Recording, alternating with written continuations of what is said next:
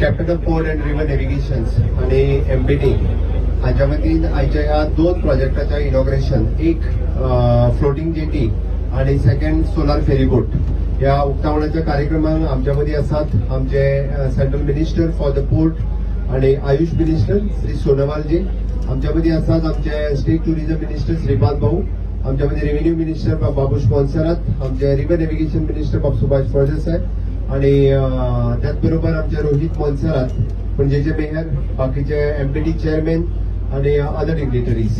सगळ्यात पहिली हांव तुमच्या सगळ्यांचे खूप खूप स्वागत करता. आणि पयलीच आम्ही सेकंड तशी पळोवंक वचत जाल्यार floating jetty it is an second time आम्ही दुसरो प्रोजेक्ट आम्ही इनॉग्रेट करता. हाच्या पयलीं एक प्रोजेक्ट आम्ही फ्लोटिंग जेटीचो इनॉग्रेट केल्लो, विच इज खूप बरें दिसता की अशा पद्धतीचे फ्लोटिंग जेटीज आम्ही इनॉग्रेट करता असताना.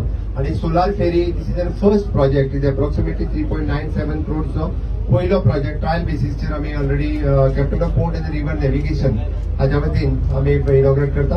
दोन्ही प्रोजेक्टाच्या वतीन डिटेल्स आमच्या दोन्ही कॉन्ट्रॅक्टरांनी तुमकां एक्सप्लेन केला.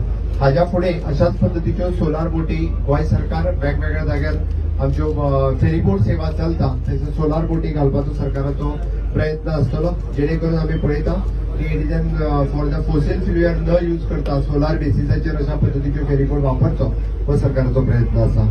हांव खूप खूप धन्यवाद म्हणटा गव्हर्नमेंट ऑफ इंडिया जेंच्यांनी फ्लोटिंग जेटीज आमकां अवेलेबल करून दिल्यो त्याबद्दल. अशाच पद्धतीच्यो वेगवेगळ्या जाग्याचेर ज्यो फ्लोटिंग जेटीज आमकां गरज आसा थंयसरूय अशा पद्धतीच्यो जेटी ह्यो कॅप्टन ऑफ पोर्ट गोंय सरकारच्या वतीनूय बी घेतल्यो वयतल्यो.